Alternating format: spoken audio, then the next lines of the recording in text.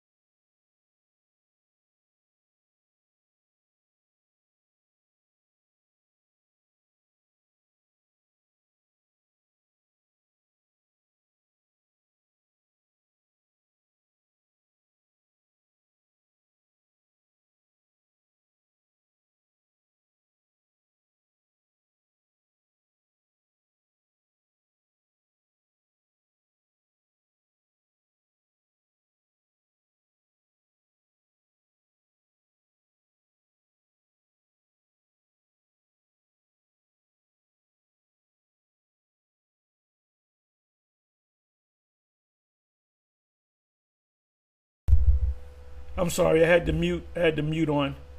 Let me come back over here.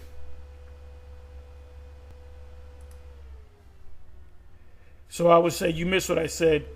I stopped with it, brother. Let me bring this back again. I'm sorry. Or 9 levels of hell, whatever the hell they want to say. Right, he spoke about 9 levels of hell, which I had the mute on. The 9 levels of hell, or the 7 levels of hell, goes back to Roman Catholics. You can, they have a thing called purgatory, where it's not the deepest part of hell, but it's a level of hell where people can pray Hail Mary and all that, full of grace, blah, blah, blah. Mary goes back to Semiramis.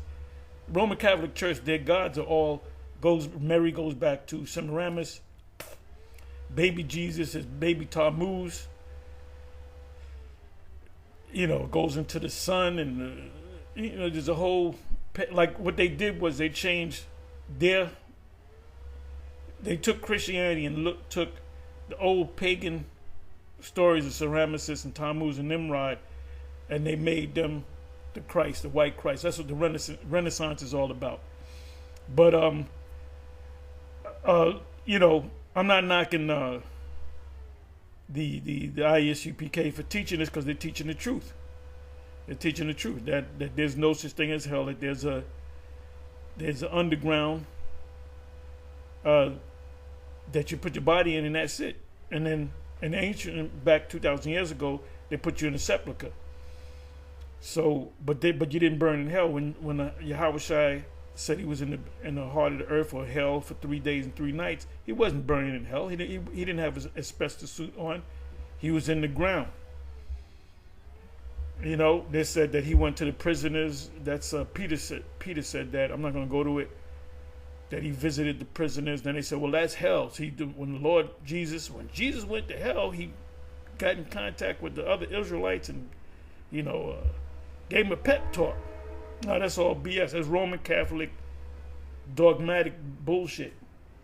And dogma means decree. Meaning I say it, if I say this means this and that means that, you can't question it. And that's what happens in IUIC. IUIC, from what I know, is the only group.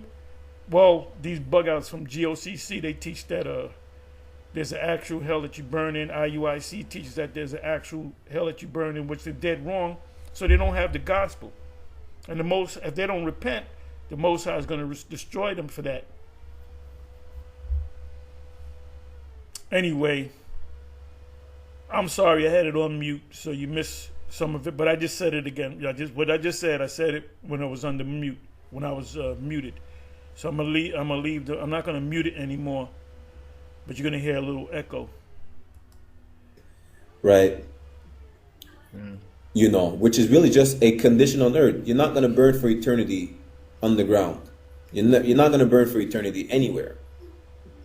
The lake of fire is going to come. The lake of fire. I'm about to give you a whole breakdown another time. But the lake of fire is coming. But it's not you being underground after you die. The lake of fire is the Babylon. John looking at Babylon, the U.S., from a bird's eye view, schematic, and he saw this thing that looked like a lake that was on fire. And he said, he wrote it down. Oh, I looked down, I saw a lake that was on fire. What he was seeing was America. He was hovering over the United States. So he wrote it down. So you got these Christians, these Roman Catholics, and you got like IUIC and GOCC teaching that that's an actual place for the spirit, the body to go to. And that's complete bullshit, man. That's complete bullshit. And that's how you know that Yahweh Ba'ashem Yahushua is not dealing with the IUIC. Now they teaching people that they're Israel, but they're not giving them the truth, the whole story. When you go to Acts 18, around about the 20 some odd verse, it speaks about Apollos being a great speaker, great orator, but he only knew the gospel of John the Baptist. That's all he knew. He didn't know about the Messiah. And it was Aquila and Priscilla that enlightened him to Yahweh Shai and gave him the full gospel. And then he turned around. He started teaching it the right way. So Apollos is one of the elect. Even Corinthians, where the Apostle Paul said, some are for Apollos, some are for Paul, some are for Peter, or Apollos, Paul. And then he said, is the Messiah divided? So there was certain Israelites that kind of like Paul, but there was others that like Apollos, and there was certain favorites that they had, which the Apostle Paul got on him about that, because he was supposedly like an eloquent. See, the Apostle Paul wasn't an eloquent speaker. He was a speaker, but he wasn't necessarily an eloquent speaker.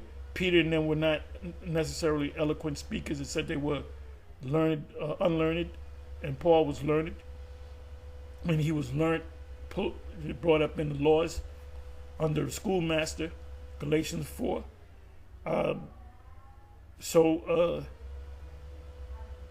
Apollos, like I said, he had the gift of gab. He stirred the crowd with his speaking. So let's listen to some more. Your body is not going anywhere after you. It's not being deep 6 feet on the ground till you die. You're gonna be in your casket. You're gonna be cremated, however disposed of. You're not burning for eternity in a fiery pit or whatever level of that fiery pit. That's Christian dogma, which they got from a poem. Really. Hold on, what do you say? Which they got from a poem. Sorry, let me hear that again. Fiery pit. That's Christian dogma, which they got from a poem. Which they got from a poem. Yep, it goes back to Orpheus and Persophones, which is the late the statue of. So I'm gonna bring it up for you.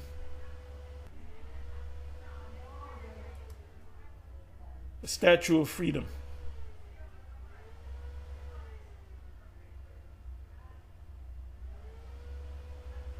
Okay, so this, let me go to images.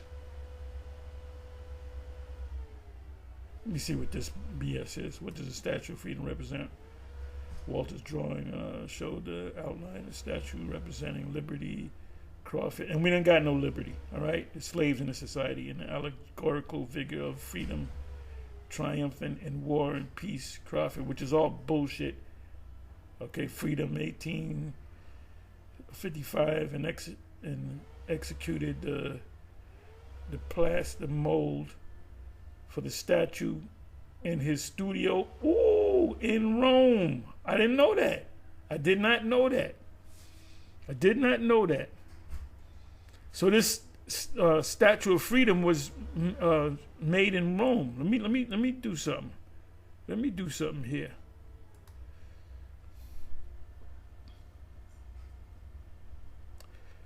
Because the Statue of Freedom goes back to Semiramis, but it goes back to Persophones, which was bound in hell, and Orpheus had a stringed instrument, and he can go to hell and bring her out of hell, but he had to play and sing to her, but he couldn't look, and he was almost at the top, coming out of hell, and he turned around and he looked, and she fell back into hell, and he couldn't get her no more. That's what that whole Greek mythology is all about. So let me see something. Let me put in the word Rome.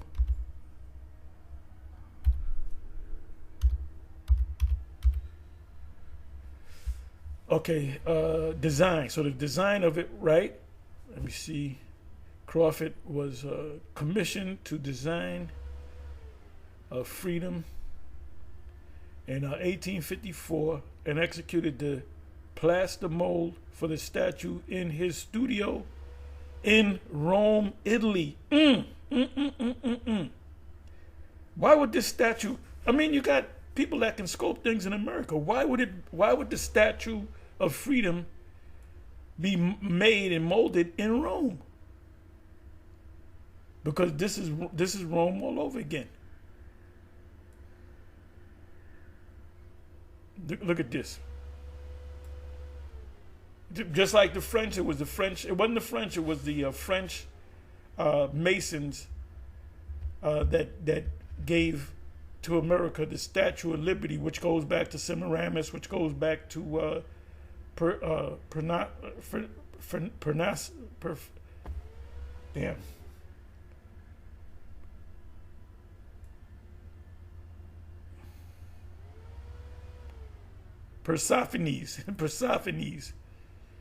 So it was constructed.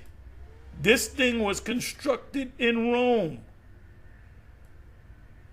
And he was commissioned in 1854, and it was completed and put up in look, and this is not American looking. This is ancient. You got the stars. You got the ancient looking garments. Let me bring this back.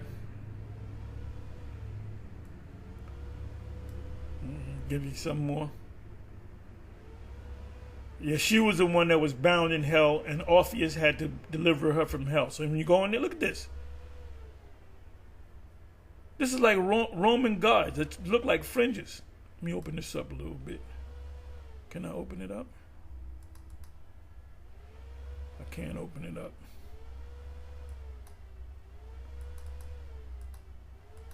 Okay, I got a better picture. The headdress from the ancient world.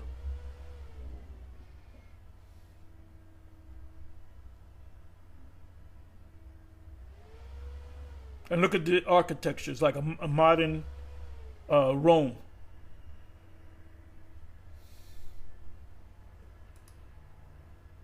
So when you go into the Greek mythology concerning hell, you're going to get that story.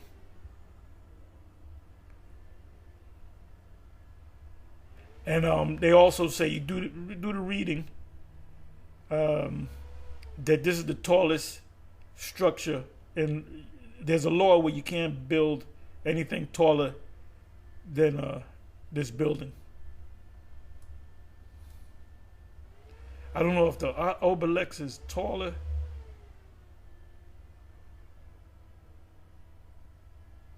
Maybe the only thing that's taller is the obelisk, which goes back to Egypt.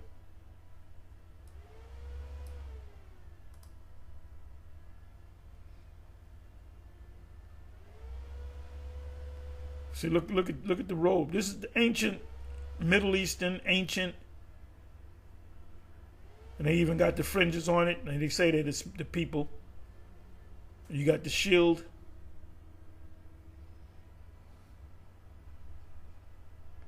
It says IS, I don't know what else it says. IS something else.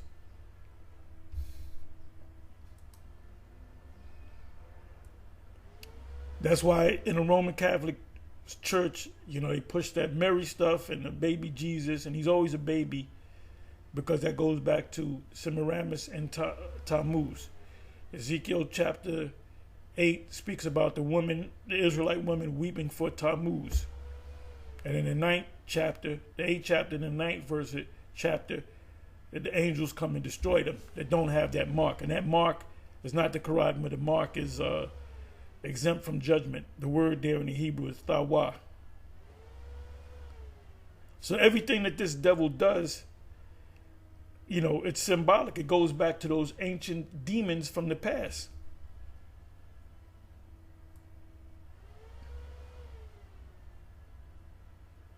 So hell is not a place that you burn in. For Bishop Nathaniel to teach that nonsense, and it is nonsense. Either he's the Most High blinded him, or he took some more bags. Remember, that's the same thing that this guy did, Tazadakia. So let me come back to this individual right here. I'll let you hear this one more time because it's short. Okay? Where the notion of burning in hell for eternity comes from. No, of course. That, yeah. You understand? I'm a message you the anime. Shit, it's an entertaining anime, no lie. But when you're gonna understand it's the most Christian anime is because of the depiction of hell That's really how Christian depict hell, with like 7 levels of hell or 9 levels of hell, whatever the hell they want to say, right? You know, which is really just a condition on earth. You're not going to burn for eternity underground. You're not going to burn for eternity anywhere. The lake of fire is going to come. The lake of fire.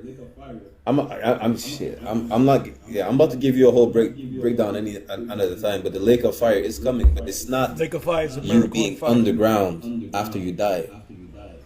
You know, your body is not going anywhere after you. It's not being dug deep 6 feet underground till you die. You're gonna be in your casket. You're gonna be cremated.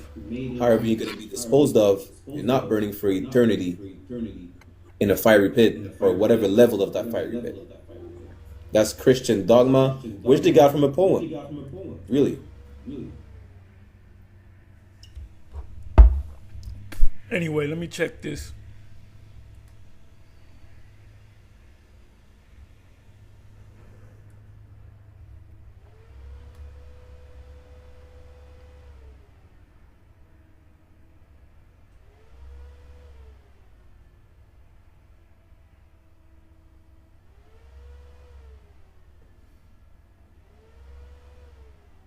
Oh, wait a minute.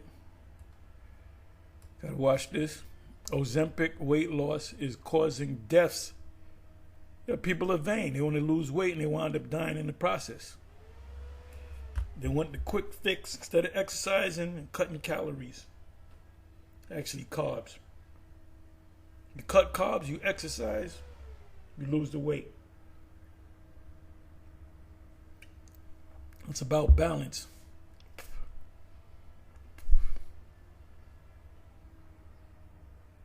If you don't believe me, listen to Captain Shem of the IUIC. He told people, "You fat motherfuckers." That's the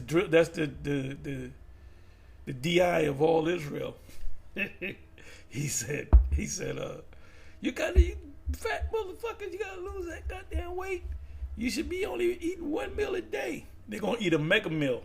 If you make them eat 1 meal, they're gonna eat 1 meal. They're gonna eat a mega meal. That's a 3-part meal.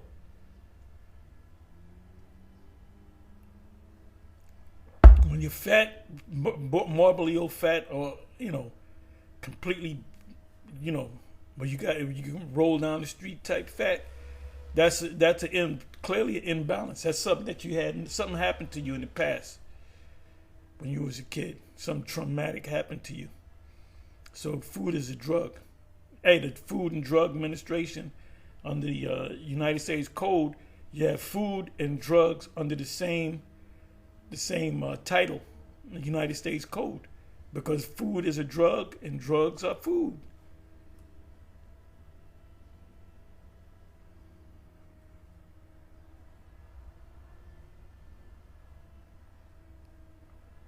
So we got to get back into balance. Ain't gonna be no fat people in Israel, in the kingdom. The nations, they're gonna be in shape. Everybody gonna be in shape. We're gonna work them.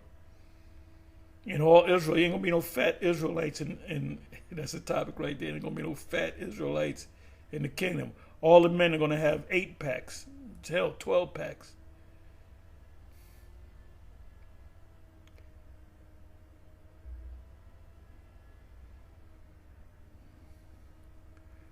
Okay. Anyway, now the black woman is a real joke. A real fucking joke, man. And Sexy Red embarrasses herself, and country music fans love. Yeah, we can't tolerate people like this.